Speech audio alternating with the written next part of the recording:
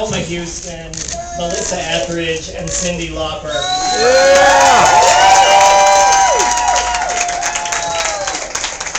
I think for our community tonight marks the beginning of the end of an administration that has treated our community like second-class citizens for far too long.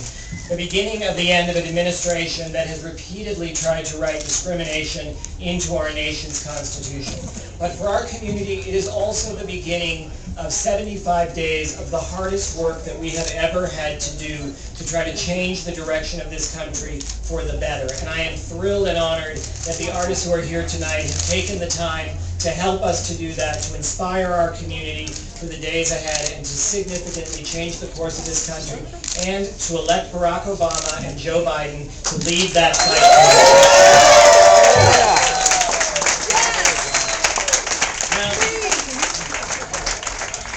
The show is beginning.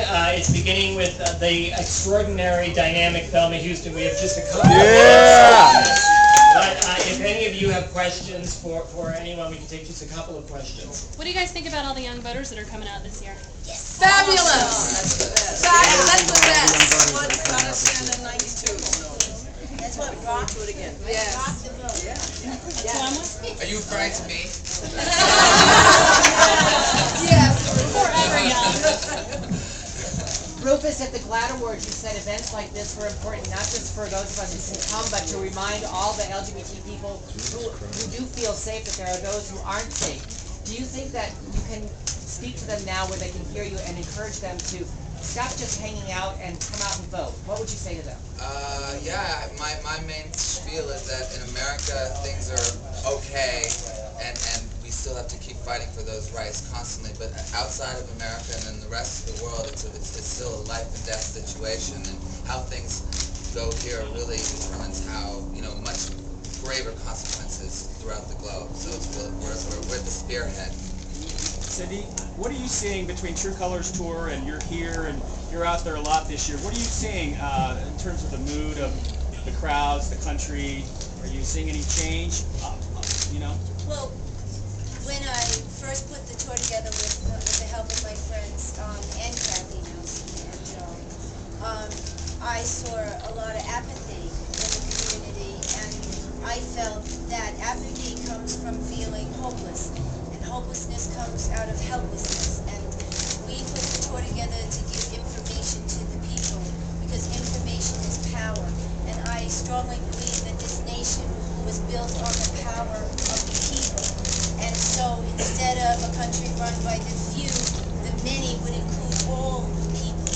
In an inclusive world, we have a stronger chance of succeeding. We want to put ourselves in a situation to succeed. I saw more hopeful people because there was information there for them to help themselves. When people learn how to help themselves, and voting is one of the ways to help yourself.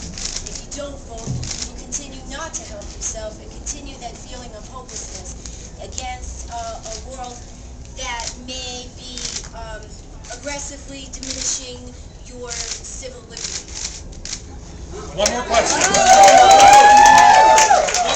What would any of you say to those who might be so disappointed in the outcome of the primary that they're thinking that they may vote for the other candidate, or they might not even vote at all? What would you say to them?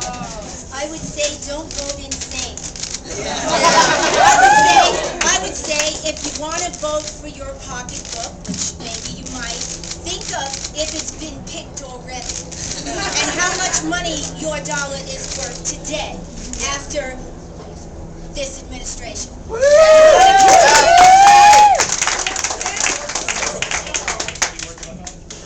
Me? How's your health? Oh, my health's great. Good.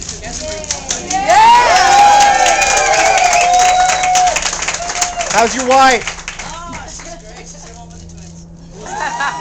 All right, thank you. All right, Melissa, thank you. You commented we were thrown under the bus. No. And what about if Obama's elected? What do you think will happen? I was going to bring a little bus tonight, but I didn't. You know what? I think it is a dangerous thing that the media has been focusing on the a divided Democratic Party, Hillary and Obama. I think that is not true. I've been out there talking to everyone, and we, for once, had the most awesome choice as a Democratic Party.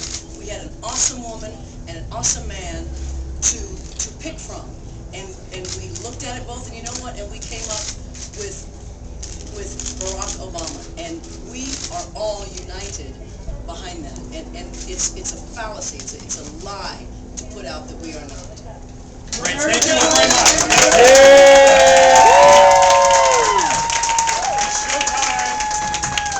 Thanks, guys. Thank you all so much for joining us. If you are a credentialed member of the media, remember, you need to exit the VIP tent back to the main entrance to gain access into the auditorium. The concert's going to start in about 4 minutes, so make sure